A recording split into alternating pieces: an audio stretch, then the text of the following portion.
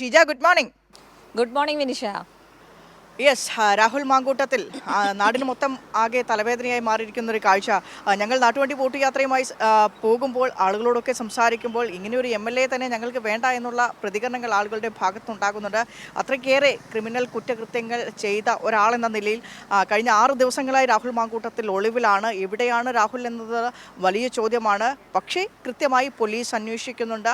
രാഹുലിനെതിരെ പഴുതടച്ച അന്വേഷണം, കാരണം കോടതിക്ക് മുൻപാകെ തെളിവുകളാണ് ആവശ്യം. അപ്പോൾ അക്കാര്യത്തിൽ തെളിവുകളുടെ കാര്യത്തിൽ യാതൊരുവിധ അഭാവവും ഉണ്ടാവില്ല. കൃത്യമായ ശാസ്ത്രീയ തെളിവുകൾ രാഹുൽ മാങ്കൂട്ടത്തിനെതിരെ കഴിഞ്ഞ ദിവസം തന്നെ ശേഖരിച്ചു കഴിഞ്ഞു.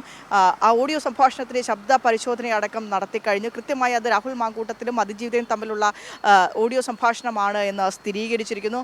അങ്ങനെ രാഹുലിനെതിരെയുള്ള കൃത്യമായ തെളിവുകൾ ശേഖരിച്ചുകൊണ്ടിരിക്കുകയാണ്. നാളെ രാഹുൽ മാങ്കൂട്ടത്തിൻ്റെ മുൻകൂർ ജാമ്യാപേക്ഷ കോടതിക്ക് മുൻപാകെ വരിക കൂടിയാണ് ഷീജ.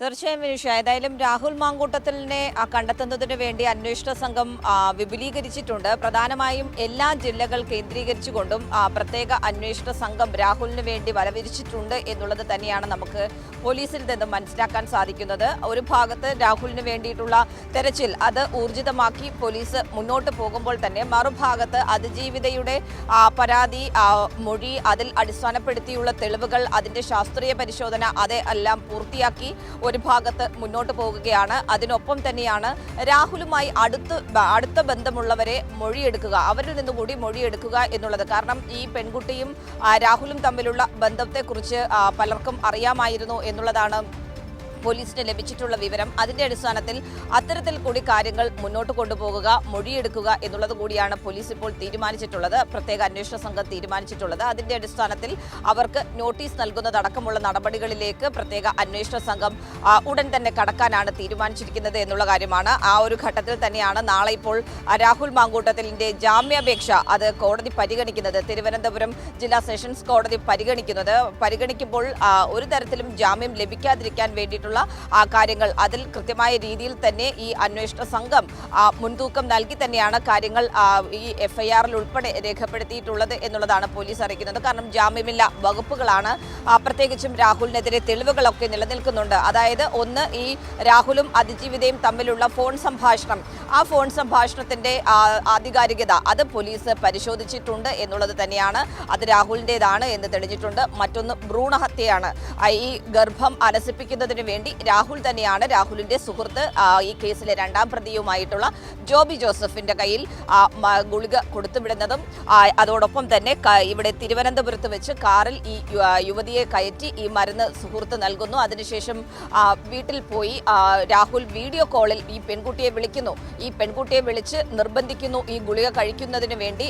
വീഡിയോ കോൾ രാഹുൽ അവസാനിപ്പിക്കുന്നത് ഈ ഗുളിക കഴിച്ചു എന്ന് ഉറപ്പാക്കിയതിനു ശേഷമാണ്. ഇതെല്ലാം കൃത്യമായ തെളിവുകളായി പോലീസിന്റെ കൈവശം ഉണ്ട് എന്നുള്ള കാര്യമാണ്. അതിന്റെ അടക്കമുള്ള ആധികാരികത പോലീസ് പൂർണ്ണമായും പരിശോധിച്ചിട്ടുണ്ട്. അപ്പോൾ ഇതിനെയെല്ലാം മുൻനിർത്തിക്കൊണ്ട് ജാമ്യാപേക്ഷയെ എതിർക്കുക എന്നുള്ളത് തന്നെയാണ് നിലവിലിപ്പോൾ പ്രോസിക്യൂഷൻ തീരുമാനിച്ചിട്ടുള്ളത്. അതിന്റെ അടിസ്ഥാനത്തിൽ കൃത്യമായിട്ടുള്ള തെളിവ് ശേഖരണം തന്നെയാണ് നിലവിൽ പ്രത്യേക അന്വേഷണ സംഘം ഈ കേസിൽ നടത്തിയിട്ടുള്ളത്. ഈ രീതിയിലാണ് കേസിന്റെ ഒരു അന്വേഷണം മുന്നോട്ട് പോകുന്നത്. തുടർച്ചയായ 6 ദിവസങ്ങളായി രാഹുൽ ഒളിവിൽ പോയിട്ട് എന്നുള്ളതാണ്. പക്ഷേ കോൺഗ്രസ് ആകട്ടെ തങ്ങളുടെ ഒരു MLA ഒളിവിൽ പോയതായി അംഗീകരിക്കാൻ പോലും തയ്യാറാകാത്ത നിലയിലുള്ളൊരു സമീപനം അതാണ് ഇപ്പോഴും സ്വീകരിക്കുന്നത് എന്നുള്ളതും എടുത്തു പറയേണ്ടത് തന്നെയാണ് വിനിഷ.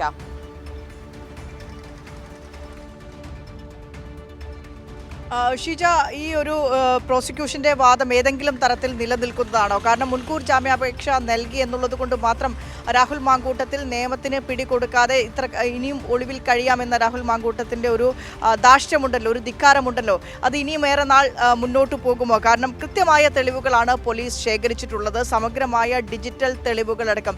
നേരത്തെ ആ പരാതിക്കാരിയായ അതിജീവിത മുഖ്യമന്ത്രിക്ക് പരാതി നൽകുമ്പോൾ തന്നെ അവരുടെ കൈവശമുള്ള ഡിജിറ്റൽ തെളിവുകളെല്ലാം തന്നെ ആ പരാതിക്കൊപ്പം ഹാജരാക്കിയതാണ്. അതിൽ കഴിഞ്ഞ ദിവസങ്ങളിലാണ് കൃത്യമായ ശാസ്ത്രീയ പരിശോധന വരുന്നത്. ആ പരിശോധനയിലെല്ലാം തന്നെ തെളിയുന്നു രാഹുൽ മാങ്കൂട്ടത്തിൻ്റെ ശബ്ദമാണെന്ന, രാഹുൽ മാങ്കൂട്ടത്തിൻ്റെ ഇടപെടലിനെ കുറിച്ച് കൃത്യമായി സ്ഥിരീകരിക്കുന്ന തെളിവുകൾ തന്നെയാണ് ഇപ്പോൾ പോലീസിന്റെ കൈവശമുള്ളത്.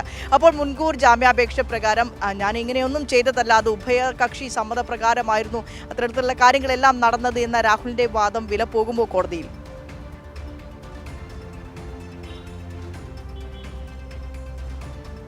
തീർച്ചയായും മനുഷ അത്തരത്തിലുള്ള വാദങ്ങൾ സ്വാഭാവികമായും രാഹുൽ മുന്നോട്ട് വയ്ക്കുമെങ്കിലും അതൊന്നും വിലപ്പോകില്ല എന്നുള്ളത് തന്നെയാണ് നിലവിൽ ഈ പ്രത്യേക അന്വേഷണ സംഘത്തിന്റെ തെളിവ് ശേഖരണത്തിൽ നിന്നും നമുക്ക് മനസ്സിലാക്കാൻ സാധിക്കുന്നത്. കൃത്യമായ രീതിയിൽ തന്നെ രാഹുലിന്റെ വാദങ്ങൾ അത് ഖണ്ഡിക്കുന്നതിന് വേണ്ടിയിട്ടുള്ള തെളിവുകൾ പ്രത്യേക അന്വേഷണ സംഘം ശേഖരിച്ചിട്ടുണ്ട് എന്നുള്ള കാര്യം തന്നെയാണ്. അതിൽ ഏറ്റവും പ്രധാനപ്പെട്ട കാര്യമാണ് രണ്ടെണ്ണം. ഒന്ന്, ബലാത്സംഗം. ആ ബലാത്സംഗം നടന്നു എന്നുള്ളതിന് കൃത്യമായിട്ടുള്ള തെളിവുകൾ അത് ശേഖരിച്ചിട്ടുണ്ട്. അതിന് ഏറ്റവും പ്രധാനപ്പെട്ട കാര്യം എന്ന് പറയുന്നത് ഈ പെൺകുട്ടിയുടെ തിരുവനന്തപുരത്തെ ഫ്ളാറ്റിലും രാഹുലിന്റെ പാലക്കാടുള്ള ഫ്ളാറ്റിലും വെച്ച് രാഹുൽ അവിടെ എത്തിയിട്ടുണ്ട് ഈ പെൺകുട്ടിയുമായി എന്നുള്ളതിന്റെ CCTV ദൃശ്യങ്ങളടക്കം പോലീസ് ശേഖരിച്ചിട്ടുണ്ട് എന്നുള്ളതാണ് ഇപ്പോൾ നമുക്ക് അറിയാൻ വേണ്ടി സാധിക്കുന്നത്. അതിനൊപ്പം തന്നെയാണ് ഈ ഭ്രൂണഹത്യയിൽ ഏറ്റവും പ്രധാനപ്പെട്ട കാര്യം ഈ പെൺകുട്ടിയെ നിർബന്ധിപ്പിച്ച് ഈ ഗുളിക കഴിക്കുന്നതിന് രാഹുൽ ഏതൊക്കെ രീതിയിൽ സമ്മർദ്ദം ചെലുത്തിയോ അതിൻ്റെയൊക്കെ ഡിജിറ്റൽ തെളിവുകൾ SIT ശേഖരിച്ചിട്ടുണ്ട് എന്നുള്ളതാണ്.